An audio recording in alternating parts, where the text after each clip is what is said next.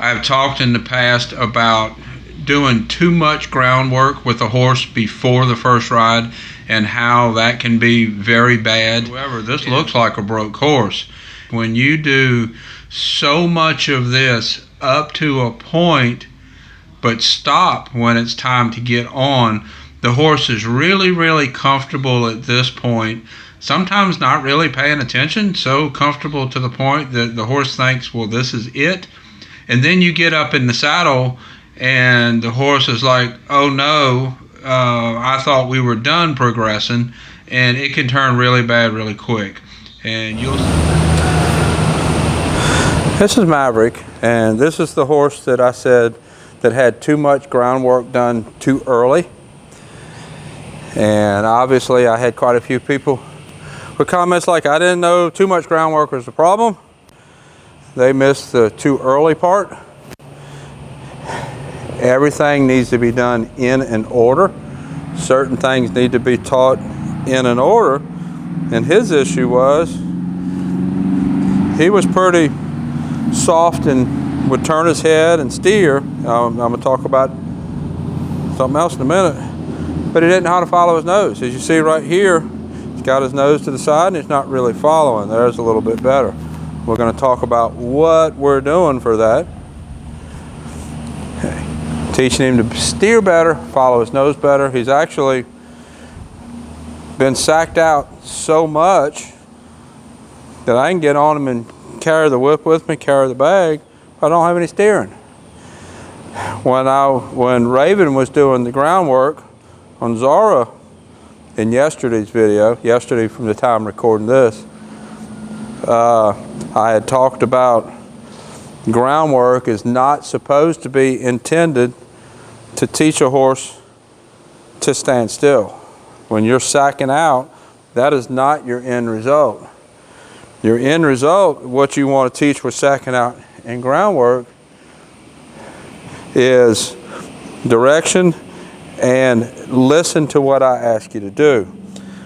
Some clinicians have really overdone when that scary feet get still to the point to where you get on and the horse just wants to stand. I get questions all the time about what to do when the horse just wants to stand. You get on a horse that you're starting and he won't walk. See, he's doing some of that right here. He needs to walk here. I'm rubbing my spur on him pretty good. And I'm not going to stop until he moves his feet. He moves his feet, I'll get soft and ride. Basically, I'm untraining all that standstill that he was taught from the ground. Now, we can kick on him really hard. We can spank him with the rein, and he will go, but that's not what we're after here. What we're after is him to walk off with a nice, gentle cue. Now I got my right leg on him, spur. I'm kind of rolling my spur. He ain't even paying attention to me. He's looking in the barn aisle. When he walks, I'll get soft. He needs to learn, follow his nose, and to walk off with an easy cue. Now he's wanting to go there. Watch when I steer. Oh, I got a little bit of steering there. I was kind of surprised. Now he's losing us forward. Roll that right spur. When he moves, I'll quit. It's just that simple. There we go. And it's all a matter of what he was taught to stand still wasn't wrong, but it was the wrong thing for that stage of training that he was in. You have to have go in order to teach steering and stop and everything else. You have to have go. And we've had him out back and he does fine. We just usually pop him with the rein or kick on him real hard. But we've got to advance that. We've got to advance it to an actual cue. Start pushing a little harder. Move his feet, get soft. Let's go this way.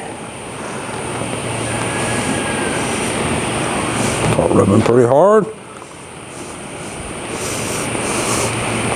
Move his feet, get soft. Just that simple. He's really very docile horse. Now he's kind of poking that right shoulder out. Use my right leg. Yep. Walk into the block. If you'd have steered when I asked you to steer, it wouldn't have been there. Left leg. Let's go this way. Get soft. Good boy. He wants to go left. We can put left leg on. Keep going forward. Now you notice I'm not just kicking with both feet to ask him to walk forward. I'm tipping his nose and then I'm using one leg.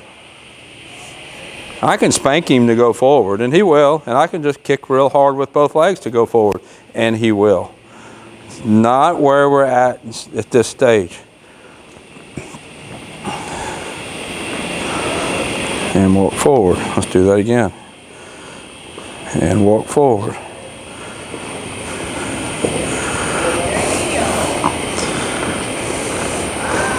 And if you have a horse like this, you're not going to fix this correctly with a saddle loose.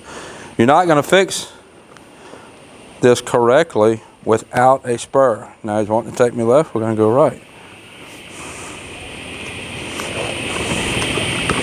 There we go.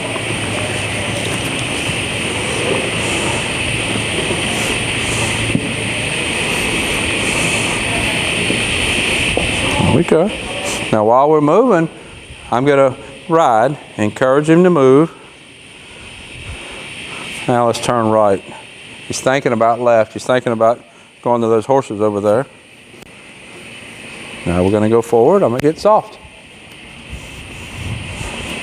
He's thinking about going into the barn now. Let's steer to the right. Good. Want to go back to the barn. We're not going to go run over the camera. Let's steer to the right. Let's go back this way again.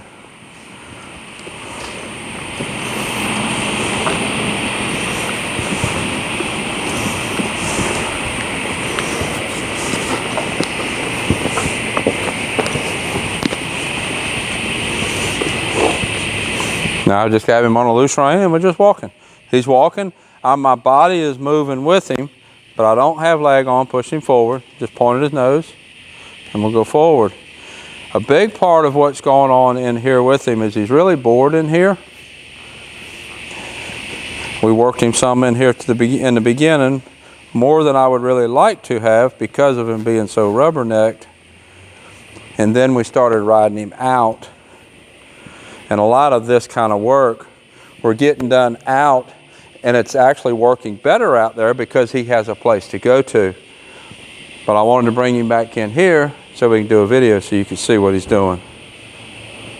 If you are from a part of the country that has a really cold winter and it's kind of hard to ride or get your horse ready to show or start a horse in the winter, might be a good time to send your horse down here for a winter. Let me either get it started or keep it show fit over the winter so that he's ready to go show in the springtime. My winter time, typical highs are around 70, our typical lows are around 40. We freeze some, but it's not that much. If you want to have your horse show ready in the spring or you have a young horse you want to get started, be a good time to talk about sending your horse to me.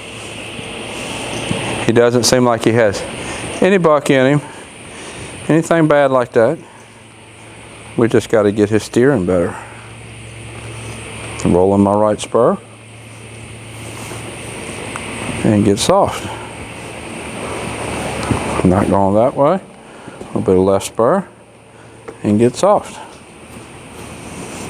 Squeeze, a little squeeze. I was trying to give a little squeeze with both legs there to keep him walking because I felt him thinking about stopping before he stopped, but it didn't work. Just walk off forward again. And when we take him out in the pasture, he does have a good bit more go, but he still don't have much steering.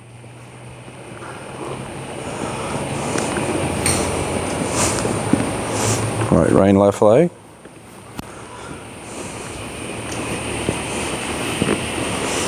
Kind of walking off to the left. Let's add a little bit of left leg.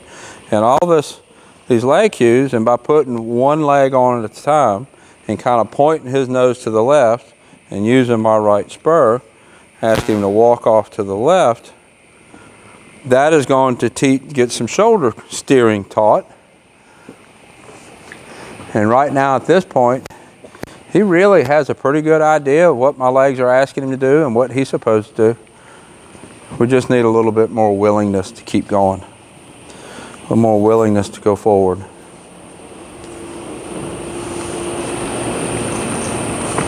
And that was better. Still looking in there, but he changed directions better. Right leg, let's see if we can maintain our forward. Steer left, right leg. Steer left, right leg. There we go. Keep going. Nope, not going that way. Left leg, right rein. And forward. Right rein, left leg. And forward. Both spurs. Oh, he stopped. Let's go right rein, left leg. And relax and ride forward. So we're getting most of this work done out in the pasture.